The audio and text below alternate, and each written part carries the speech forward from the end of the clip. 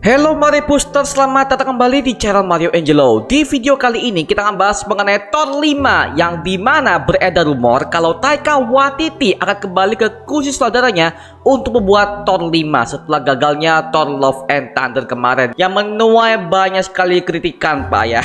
Waduh, yakin nih. Oke lah, kita akan bahas mengenai berita yang telah beredar mengenai Thor 5. Sekalian kita akan bahas mengenai teori yang bermunculan yang dirapkan oleh para fans untuk sequel Thor 5 ini ya. So kita akan bahas semuanya di video kali ini. Tapi sebelum itu jangan lupa tekan tombol subscribe, karena kalau kalian tekan tombol subscribe dan like video ini sebanyak-banyaknya dan juga share video ini ke teman-teman kalian, maka gua akan jauh lebih semangat lagi membuat video untuk kalian. So Mario Booster, let's break down this video.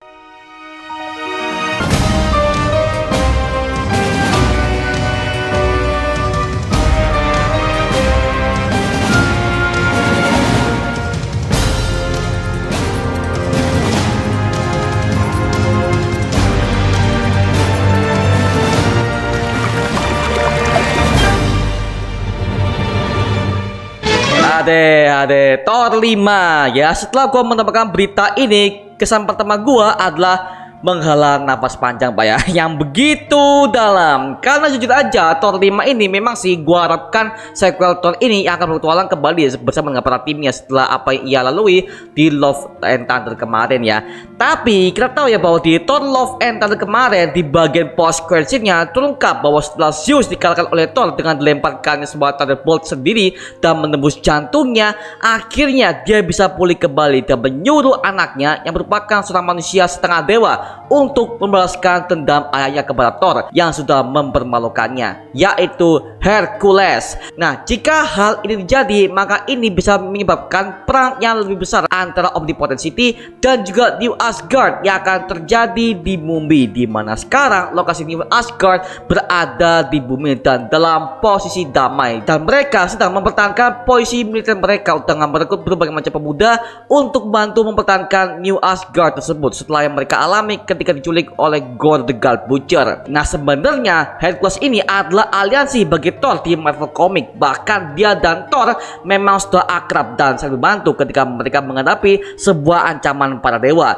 Tapi memang sih ketika mereka bertemu pertama kali, ya memang mereka itu sering bertarung ya. Dan akhirnya mereka berdua dilerai oleh kedua ayah mereka, yaitu Zeus dan Odin. Dan akhirnya mereka memperdamaikan kedua belah kerajaan tersebut. Tapi karena diversi misi ini akan sedikit lebih berbeda, jadi kemungkinan besar adalah Hercules akan memulai berbagai macam teror kepada Thor yang udah mulai kehilangan segalanya. Karena dia udah kehilangan si Jane Foster ya ketika dia udah tewas akibat penyakit kankernya yang telah menggerogoti tubuhnya, serta dia merawat anak dari Gorr yaitu Love, dan juga dia berperan sebagai ayah baginya. Tapi dalam wawancara kemarin, si Taika Waititi mengungkapkan bahwa sepertinya villain yang dipersiapkan di Thor 5 akan jauh lebih kuat ketimbang si Hela. Nah, kalau Hercules sebenarnya dia nggak terlalu OP banget ya.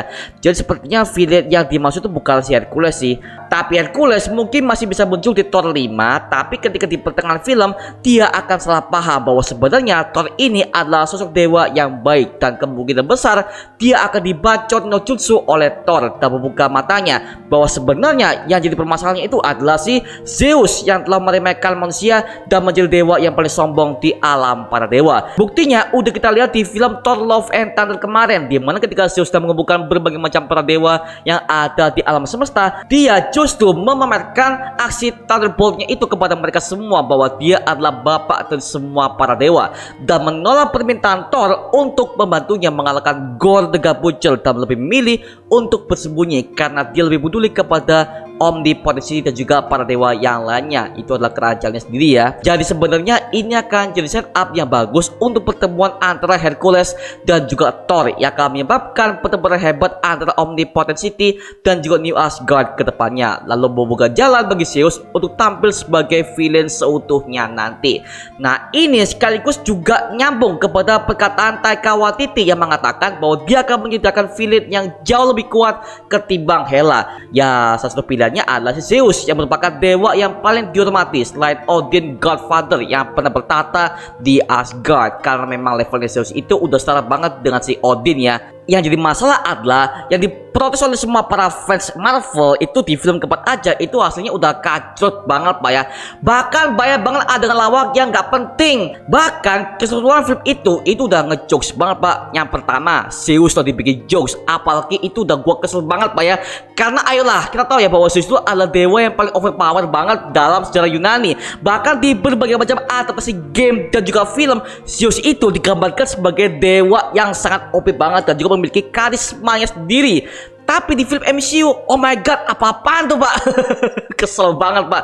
Yang gua jadi kesel pertama kalinya ketika gua ngeliat Zeus di Love and Thunder ya adalah dia pertama-tama keluar pakai armor. Oke, armor udah bagus banget, tapi dia pakai rok Pak, udah pakai rok, gayanya udah tengil, bodoh amat lah. Jadi gua ngerasa astaga ini bukan Zeus banget sih. Makanya itu adalah kesalahan paling fatal yang dilakukan oleh MCU untuk karakter Zeus. Mohon maaf ya, karena semenjak itu gua udah gak menghargai Zeus sebagai bapak para dewa. Enggak, ini apa-apaan nih? Kesel banget gua, jujur gua kesel banget. Karena di komik Marvel aja Zeus tuh masih digambarkan sebagai dewa yang memiliki karismanya Pak. Bahkan dia adalah dewa yang paling dihormati loh. Dia adalah dewa paling dihormati di semua berbagai macam God Realm. Itu di Marvel Comic ya. Di Marvel Comic aja dia dihargai banget, tapi di MCU mohon maaf ya, kacau Pak. Kesel banget gua ngeliatnya. Ya gua tahu sih itu hanya sebagai jokes, tapi kan gak gitu juga kali. Makanya ketika gua ngeliat dia di post credit scene, di mana dia digambarkan sebagai dewa yang marah kepada Thor karena dia udah dipermalukan di tempat semua para dewa, ya gua tahu itu bagus. Tapi mohon maaf, kemunculan pertamanya aja itu udah lawak. Jadi gua sebagai fans gak bisa menghargai Zeus yang udah menjadi serius di post credit scene. Ya udah hilang karisma ya Pak. Makanya waduh itu fatal banget sih buat menggambarkan sosok Zeus yang segitu mengerikannya. Kacau sih. Dan ini udah pernah gue obrolin ketika di podcast kemarin bareng si Bang Eka dari Kramax, Bang Nopri di Daily Screen, dan juga Playstop Rewatch, dan juga Kak Monfan, bahwa kita memiliki pendapat yang sama. Linknya ada di kolom deskripsi di bawah kalau kalian pengen tahu diskusi kita mengenai Thor Love and Thunder kemarin ya. Di sini ada 5 kepala nih, tolong ingetin gua apa ya urgensinya core di sini, pentingnya dia apa. Susah ya ngomong urgensi. Untuk komedi semuanya jadi pelawak di film ini ya. Ini pelawak semua Pak, pelawak semua. Ya hilang dong di sisi. Lebih sereman dia di credit scene kan? Iya. Seharusnya digituin. Ya, ini loh Pak, apa kebiasaan MCU ya, post credit scene selalu yang terbaik daripada isi filmnya kan, bisa gitu Pak. Jadi kalau misalkan mereka mau mengangkat si Zeus sebagai film utama, jujur aja bisa, tapi akan kerasa jomplang Pak. Dan tiba-tiba dia dibuat Zeus itu di Thor 5. Ya karena lagi-lagi kemunculan pertamanya dia itu udah dibuat jokes dengan jokes lawak dan berbagai macam sifat tangilnya dia ya. Dan kalau dia akan tampil sebagai dewa yang serius di Thor 5, ya pasti jomplang. Karena kemunculan pertamanya aja udah bener-bener ngejokes Pak, seperti itu. Makanya ya kalau misalkan Taika Waititi mau memperbaiki, sepertinya harus dirombak ulang Pak ya mengenai Zeus ini ya, yang udah digambarkan oleh Taika sendiri di Thor Love and Thunder kemarin ya. Tapi jujur aja kalau mereka mau eksplor film-film yang lain yang berhubungan banget dengan Thor atau para dewa, sebenarnya banyak banget kok di Marvel Comic. Ada si Ulik, Ares, The Serpent, Blood X, banyak banget film-film Thor yang bisa diangkat ke film MCU. Tapi ya yang ceritanya yang udah disetup oleh Taika Waititi di Thor keempat kemarin itu adalah si Hercules dan juga si Zeus Pak, seperti itu. Nah di berbagai macam video gua itu selalu mengatakan bahwa MCU itu boleh ngelawak, siapa sih yang nggak boleh ngelawak. Cuman tujuan lawak itu kan adalah untuk menyegarkan suasana penonton. Tapi maaf, gak semua dibikin jokes dong. Makanya sini gua memuji banget film Blue Beetle yang sangat seimbang dalam formulanya. Dari jokesnya ada, brutalnya ada, sedihnya ada, bahkan sampai drama keluarganya yang begitu kental dan relate pada kehidupan nyata. Nah, kenapa Taika Waititi nggak ambil dari situ aja dengan mengimbangkan semua plot dan juga emosional yang diambil dalam setiap scene? Gue yakin Thor 5 bakal menjadi film MCU yang seimbang kalau penulisannya gak terlalu berpaku kepada jokes yang berlebihan. Dan kemunculan Avatar kan juga dibuat dark ya di film Thor pertama ya. Makanya gue agak sedikit kaget sih ketika gue ngeliat Taika Waititi masuk. Baru deh mulai Thor Ragnarok dibuat dengan konsep jokes tapi masih ada unsur mengerikannya. Dramanya juga ada dan juga berbagai macam scene emosional juga gua kerasa banget dengan mereka kehilangan Asgard itu sampai di Avengers Infinity War dan juga oleh Thanos. Itu bagus. Ya di Thor keempat, bodo amat lah. Gue langsung kesel banget Pak ya. Jadi ya harapan gue di Thor kelima nanti mending dibalikin formula ke formula awal deh, yaitu dengan tema dark deh. Karena juga aja secara pribadi Thor pertama bagi gue itu adalah film Thor yang paling oke, karena konfliknya aja udah ngeri, yaitu scene perebutan tata, di mana Loki sebagai adiknya Thor merasa nggak terima dengan keputusan bapaknya untuk mengangkat Thor sebagai pemimpin Asgard selanjutnya.